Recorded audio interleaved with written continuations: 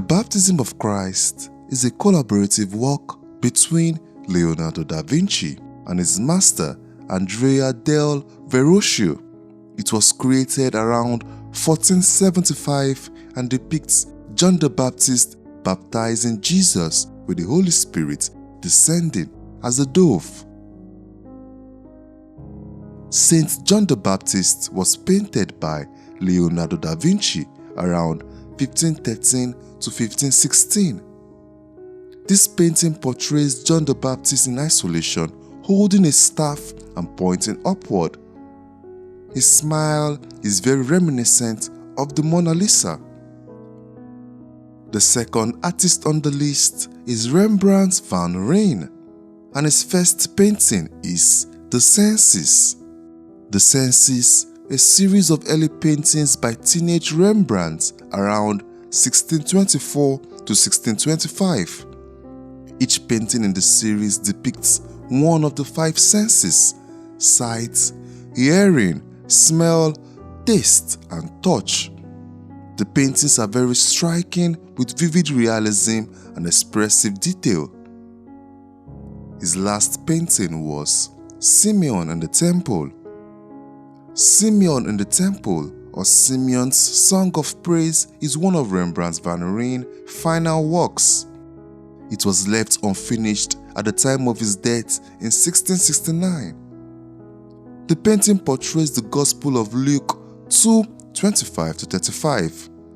In this verse, a pious man named Simeon had been promised by God that he would not die until he saw the Messiah. The woman in the background, who either represents Mary or Anna the prophetess, was probably added after the artist's death by an unknown painter working in Rembrandt's workshop. The victorious Hannibal sees Italy for the first time from the Alps, painted by Francisco Goya in 1771, is believed to be one of the earliest paintings by the artist. He submitted the painting in April 1771 to a painting competition held by the Academy of Parma. The painting captures the legendary Carthaginian general Hannibal standing triumphantly atop the Alps, looking down at the Italian landscape he is about to invade. Goya's dramatic use of light and shadow emphasizes Hannibal's commanding presence and the vast, rugged terrain. The work reflects the influence of the neoclassical style with the focus on heroic figures and grand historical narratives. It also foreshadows Goya's later mastery in conveying intense emotion and dynamic composition. His last work was The Milkmaid of Bordeaux. The Milkmaid of Bordeaux was painted by Francisco Goya in 1827.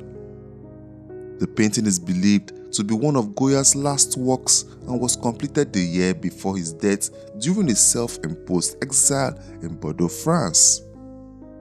The brightness and lightness of the painting is such a departure in tone from his famous black paintings that it has been argued that Goya is not the artist of the painting, although you should note that this claim has little support. Views from Ruelles, painted by Claude Monet in 1858, is one of his earliest known works. He painted it when he was just 18 years old. This landscape painting depicts a serene, rural scene near Le Havre. It captures the lush greenery and gentle contours of the French countryside. The House Through the Roses was painted by Claude Monet in 1926. By the end of the artist's life, he was going blind, but he continued to paint. This painting depicts the front of the artist's house in Giverny, seen from the garden. Virgin and Child with an Angel was painted by Sandro Botticelli between 1465 and 1467. The painting shows the Virgin Mary holding the Christ child with an angel in attendance. The Man of Sorrows, created by Sandro Botticelli between 1500 and 1510, is a deeply moving depiction of Christ in his suffering. This late work of Botticelli reflects a shift towards more somber and spiritual themes. This was most likely influenced by the religious turmoil of the period. Le Picado was painted by Pablo Picasso in 1890 when he was just 8 or 9 years old. The small oil painting portrays a picado, a horse-mounted bullfighter in the midst of a bullfight. Le Picado serves as an early indication of Picasso's extraordinary artistic potential, which would eventually revolutionize the world of modern art. His last painting was Self-Portrait Facing Death. Pablo Picasso painted until the end of his life, and during his final years, the painters explored a series of new themes including self-portraits. Self-Portrait Facing Death was painted by Pablo Picasso in 1972. It was completed just a year before his passing. Still Life, Roses was painted by Frida Kahlo in 1925. It is an early work created during a pivotal time in her life shortly after the bus accident that left her with severe injuries. Viva la Vida Watermelons was painted by Frida Kahlo in 1954.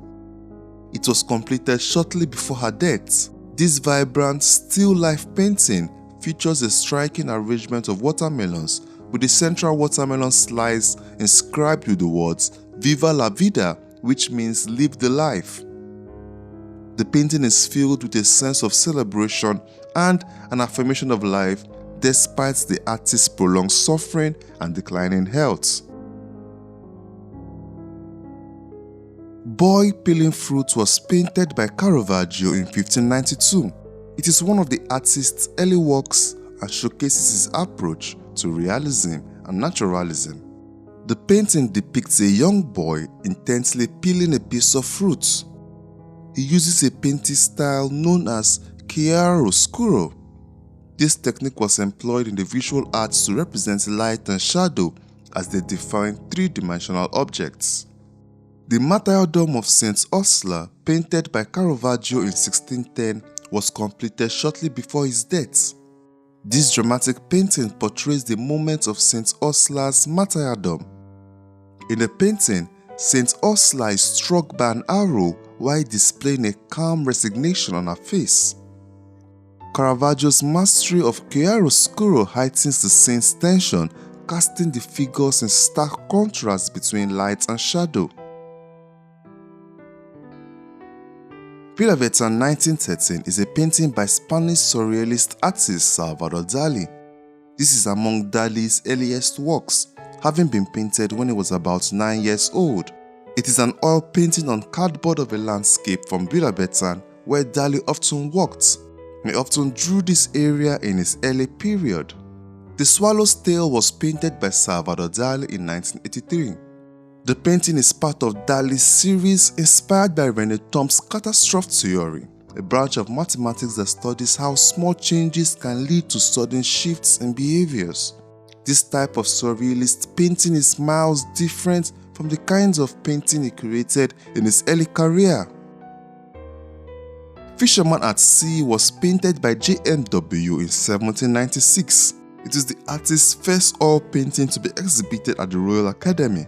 This painting portrays a small fishing boat battling the tumultuous waves of the sea, illuminated by a pale ghostly moon. The Departure of the Fleet was painted by J.M.W. Turner in 1850. The final painting highlights the evolution of Turner's artistic style over his career. It is characterized by a more abstract and atmospheric technique. The painting features swelling colors and less defined forms that capture the energy and movement of the scene. It reflects Turner's shift towards a more expressive and impressionistic portrayal of light and atmosphere. Madonna and Child was painted by female artist Artemisia Gentileschi in 1610. The early Baroque painting captures the intimate bond between the Virgin Mary and the Christ child. Susanna and the Elders was painted by Artemisia Gentileschi in 1652 and depicts the story of Susanna from the Book of Daniel. This painting was done when she was approaching 60 years old and is her last known dated work. Resurrection of Christ was painted by Raphael in 1499. This painting portrays the triumphant moment of Christ's resurrection, with Jesus emerging from the tomb, radiating divine light and surrounded by awestruck soldiers. The Transfiguration was completed by Raphael in 1520. The painting uniquely combines two biblical narratives: the Transfiguration of Christ on Mount Tabor above and the healing of the possessed boy below. Raphael's masterful use of composition, light and color creates a dynamic contrast between the divine serenity of the transfigured Christ, bathed in radiant light, and the chaotic earthly struggle of the people below. One thing I noticed from the first and last paintings of this artist is the evolution of their style. And I think these transformations aren't just about changing techniques or styles. They mirror the artist's inner journey. Life, with all of its triumphs, tragedies, and mundane moments, leaves an indelible mark on their work. Frida Kahlo's vibrant yet paint-tinged Viva la Vida watermelons, painted shortly before her death, encapsulates her enduring spirit despite a lifetime of physical suffering. It's as if each brushstroke is a heartbeat, each color a breath of life. I came to the realization that art is a living, breathing entity. It grows, adapts, and transforms just as we do. The early works of this artist often carry the fresh excitement of discovery, a raw talent waiting to be refined. Their later works, however, are filled with the wisdom of experience, the boldness of innovation, and sometimes the poignant reflections of mortality. In essence, the evolution from an artist's first to last painting is not just about artistic development. It is a profound narrative of human experience. It's about how they responded to the world around them, how they dealt with personal struggles, and how their perspectives changed over time. This journey of transformation, reflected in their art, reminds us of our own capacity for growth and change. Thanks for watching to the end of the video. If you enjoyed it, please like and subscribe. I'm thinking of doing another video on the first and last buildings of famous architects. What do you think? Leave your thoughts in the comments section.